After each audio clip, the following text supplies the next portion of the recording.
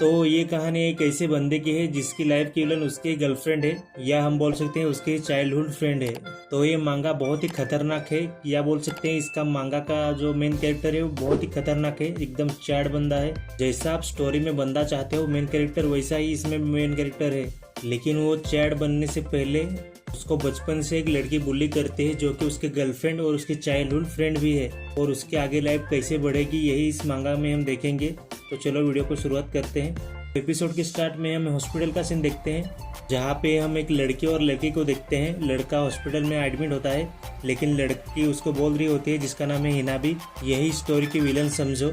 हमारा एमसी पड़ा है हॉस्पिटल में, उसका नाम है इचोनोसे, और जो विलन है उसका नाम है हिनाबी। तो एपिसोड के स्टार्ट में हमारा एमसी खुद की कहानी बता रहा होता है। चलो एपिसोड को शुरुआत करते हैं। इचोनोसे बोलता है, मेरी चाइल्डहुड फ्रेंड मेरे को बुली करती ही रहती है, अभी इतना मेरे को बुली किया कि मैं हॉस्पिटल में आना पड़ा मुझे। अभी वो बुली क्या करती है, कैसी करती है वो देखेंगे हमें। वो खुद बता रहा है, हमारा कैरेक्टर इचोनोसे बता रहा है अभी क्या बुली करती है वो। तो हिनाबी बोलती है, इचिनोसे सेनपाई आप एक नंबर के यूजलेस हो, आप बॉयफ्रेंड के नाम पे धब्बा हो, आप एक नंबर के फेलियर हो मेरे बॉयफ्रेंड होने के नाते। मैं आपसे ब्रेकअप इस वजह से नहीं कर रही हूँ क्योंकि मैं बहुत ही काइंड हूँ। अभी सीन शिफ्ट होता है, हमें बचपन का सीन दिखाया जाता है, जहाँ पे हमें बताया जाता है हिनाबी इचिनोसे को बचपन से कैसे बुली करती है वो दिखाया जाएगा हमें। हमारा एमसी मिट्टी में खेल रहा होता है, तभी हिनाबी आती है। एक बार फिर से मैं बता देता हूँ, हमारे एमसी का नाम है सोमा इचिनोसे, तो मैं अभी उसको सोमा ही बुलाऊंगा। तो हिनाबी सोमा को बोलती है, सोमा कुन तुम ये क्या कर रहे हो, ये बहुत ही वियर्ड है और सब लोग तुम्हारे बारे में यही सोचते हैं, पता है क्या, तुम एक नंबर की वियर्ड हो, यही सब लोग सोचते हैं तुम्हारे बारे में। लेकिन मैं बहुत ही काइंड लड़की हूँ तो इसलिए मैं तुम्हारे साथ खेल रही हूँ। ये सुनकर सोमा बोलता है, मैं वियर्ड हूँ, आई एम सॉरी। फिर सोमा अपनी स्टोरी फिर से नैरेट करके बोलता है, हिनाबी ने मेरी इतनी बार इंसल्ट की फिर भी मैंने कभी फाइट बैक नहीं की, उसने जो बोला वो मैं सुनता ही रहा। कभी कभी तो मुझे ऐसा लगता था ये ज़्यादा ही बोल रही है, लेकिन मैंने कुछ नहीं किया, मैं सुनता ही रहा। फिर भी हिनाबी रुकी नहीं, वो मेरी इंसल्ट करती रही, मेरे को एक सैंडबैग की तरह यूज करती ही रही। बचपन से लेके एलिमेंट्री स्कूल से मिडिल स्कूल, और उसने मुझे जूनियर हाई में अपना बॉयफ्रेंड फोर्सफुली बनाया। लेकिन फिर भी वो बदली नहीं, वो और बिगड़ती गई और मेरे पे इंसल्ट करती रही और मेरा यूज करने लगी। फिर हमें हिनाबी की कुछ बातें बताई जाती है। हिनाबी सोमा से बोलती है, तुम 30 मिनट तक मेरे मैसेज का रिप्लाई नहीं देते, तुम बहुत ही घटिया हो। ऐसी वो मेरी इंसल्ट करती रहती है, फिर भी उसका इंसल्ट करने का तरीका चालू रहा। अभी हम हाई स्कूल में आ गए, फिर भी वो मेरे को इंसल्ट करती रही। अभी हम प्रेजेंट में आते हैं, लेकिन ये सोमा के हॉस्पिटल जाने से कुछ समय पहले का सीन है, जहाँ पे सोमा के फ़ोन पे हिनाबी की तरफ से मैसेज आता है जिसमें लिखा होता है, सेनपाई मेरा कुछ काम था वो ख़त्म हो गया है तो मेरे को स्टेशन पे लेने आना। सोमा वो मैसेज पढ़कर और अपने पेट पे हाथ रखते हुए बोलता है, क्या पता हिनाबी के दोस्त भी उधर होंगे कि नहीं, लेकिन मेरा पेट का दर्द अभी बढ़ता ही जा रहा है। शायद मुझे उसे बता देना चाहिए कि मैं उसे लेने नहीं आ पाऊंगा, नहीं अगर मैंने ऐसा किया तो मुझे घंटों तक सुनाती बैठेगी। सोमा के पेट में दर्द था, फिर भी वो निकल जाता है। तभी उसको मैसेज आता है हिनाबी की तरफ से फिर से, जिसमें लिखा होता है कि 5 मिनट में पहुंच जाना इधर। इस वजह से सोमा बिना छाता खोले ही दौड़ने लगता है, बारिश में, एकदम तेज बारिश में दौड़ने लगता है स्टेशन की तरफ। जाने से पहले सोमा ने हिनाबी को मैसेज किया होता है, बाहर बहुत तेज बारिश हो रही है, मैं 5 मिनट में नहीं आ पाऊंगा। हिनाबी का रिप्लाई आता है, बारिश बहुत तेज हो रही है इसलिए तो तुम्हें लेने के लिए बुला रही हूँ, क्या ये तुम्हारे लिए अच्छा होगा अगर मैं बारिश में भीग जाऊँ और बीमार पड़ जाऊँ तो? तुम्हें दूसरे लोगों की चिंता ही नहीं है, तुम्हारे जैसे लोग किसी को पसंद नहीं आते। ऐसा हिनाबी ने सोमा को मैसेज किया होता है। ये पढ़ने के बाद सोमा ने बारिश में दौड़ लगाई होती है। वो दौड़ते दौड़ते मन में ही सोच रहा होता है, मैं बारिश में पूरा भीग गया हूँ लेकिन ये मैटर नहीं करता, अगर उसका मूड चेंज हो गया तो वो मेरे पे और भड़केगी। उस लड़की से तो अंधेरा भी डरता है। दौड़ते दौड़ते सोमा स्टेशन पे पहुंच जाता है, उसको हिनाबी दिख जाती है। वो मन में ही बोलता है वो उधर रही। हिनाबी उसको बाहर देख लेती है तो उसको मैसेज कर देती है, मुझे इधर थोड़ी देर बात करनी है तो थोड़ी देर के लिए उधर ही रुको। 1 घंटे के बाद हमें हिनाबी की दोस्तों की बातें बताई जाती हैं। यार एक्चुअली में वो 1 घंटा बारिश में रुका। दूसरा दोस्त बोलता है, लाओ मैं बेट जीत गया। हिनाबी सोमा को देखती है और हंसते हुए बोलती है, उसको देखो पूरा वो भीग गया, उसके बाल पूरे भीग गए हैं, कितना गंदा लग रहा है अभी। सोमा ने उनकी बातें सुन ली होती है, वो मन में बोलता है, तो इन लोगों ने मेरे पे बेट लगाई थी। फिर हिनाबी सोमा के पास आती है और बोलती है, देखा मैंने तुमसे जैसा बोला था वैसा ही हुआ ना, मैं जो बोलूँगी वही सोमा सेनपाई करेंगे, मैंने बोला था ना।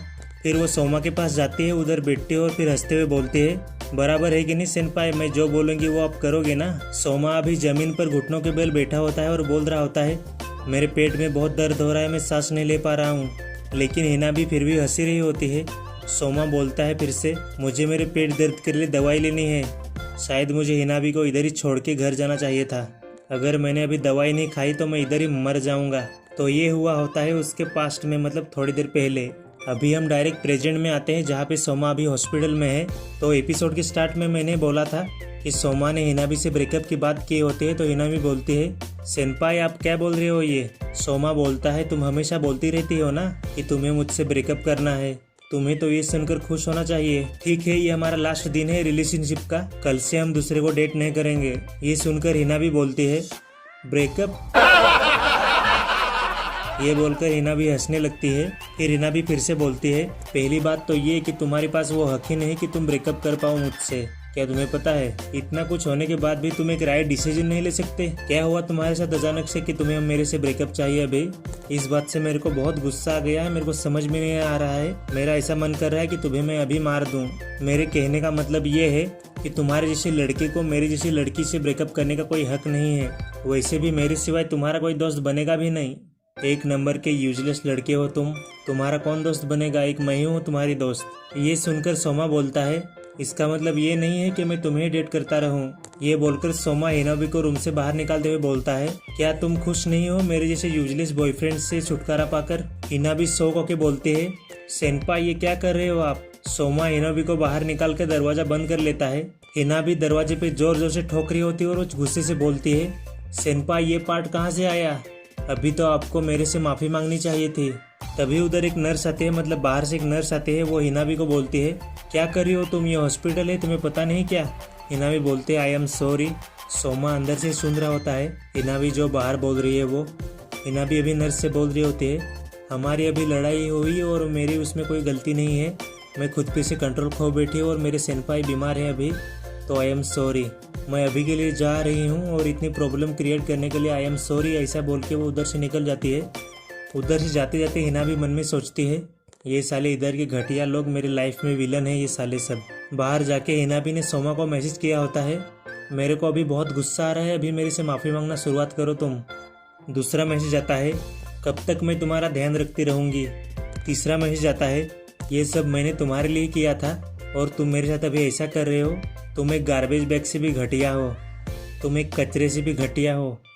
चौथा मैसेज आता है, तुम्हारा मेरे सिवाय कोई दोस्त नहीं है, तुम अकेले हो जाओगे। तुम्हारे लिए ठीक है तो तुम कल से अकेले ही रहो, तुम अकेले ही अपनी लाइफ जियो। पांचवा मैसेज आता है, मेरे इतने कुछ बोलने के बाद भी मेरे मैसेज पढ़ रहे हो, तुम्हें कुछ शर्म बरम है कि नहीं। इतना मैसेज पढ़ के सोमा उसको ब्लॉक मार देता है डायरेक्ट। उसको ब्लॉक करने के बाद सोमा मन में ही सोचता है, उसका दिमाग उसके बारे में अच्छा सोचता है, जो अच्छा उसको लगता है वही दिमाग उसको बताता है बस। और इसकी ये सोच बढ़ती ही चली जा रही है। सोमा अभी अपने आप को मिरर में देख रहा होता है। मिरर में देखते देखते उसको एक बात याद आती है बचपन की, जो कि हिनाबी ने उसको बोली होती है, सोमा कुन तुमने अपना चेहरा कभी मिरर में देखा है क्या। अगर मेरा तुम्हारे जैसा चेहरा होता तो मैं किसी को ना दिखाती। ये सुनकर सोमा बोलते हैं, क्यों।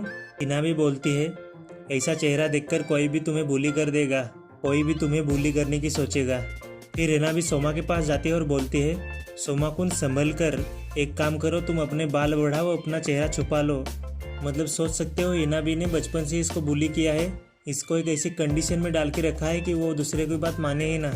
फिर हम सोमा को देखते हैं जो कि बेड पे जाके सोच रहा होता है, हिनाबी मेरे को रोज ऐसी चीजें बोलते हैं जिससे मेरी प्रोफाइल लो ही दिखे। हिनाबी की वजह से मुझे ये समझ में आ रहा है कि मेरे आसपास के लोगों की मुझ पे क्या वैल्यू है। अभी हम प्रेजेंट में आते हैं असली में, जहाँ पे सोमा ने अपने बाल काट दिए होते हैं और वो अपने स्कूल के लिए निकल गया होता है और मन में सोच रहा होता है, और इसी तरीके से मेरा हिनाबी के साथ 13 साल का रिश्ता भी खत्म हो गया है। अभी इधर से हम अपने मेन कैरेक्टर को पूरा सिग्मा देखेंगे। सिग्मा तो नहीं बोलेंगे, एक नंबर का चैड बोलेंगे, क्या पता दोनों अलग अलग किस्से में है। तो इधर से असली स्टोरी तो शुरुआत होती है हीरो के स्कूल लाइफ की। आगे जाके थोड़ी स्टोरी बताऊं तो मैं ये स्पेशली मांगा लड़कियों के बारे में है जो सोचती है लड़कों को अपने जिस्म से बहला सकती हैं। ऐसी लड़कियां जो एक नंबर की आर होती हैं, उनके बारे में है ये मांगा। आगे जाके एक नंबर का इंटरेस्टिंग होता है ये, तो अगली वीडियो में करूंगा इधर से मैं एक्सप्लेनेशन। इधर से इसलिए मजा तो चालू होता है। तो कमेंट करके बताना वीडियो कैसे लगा और लाइक करना, कमेंट करना, 1000 सब्सक्राइबर करवा दो।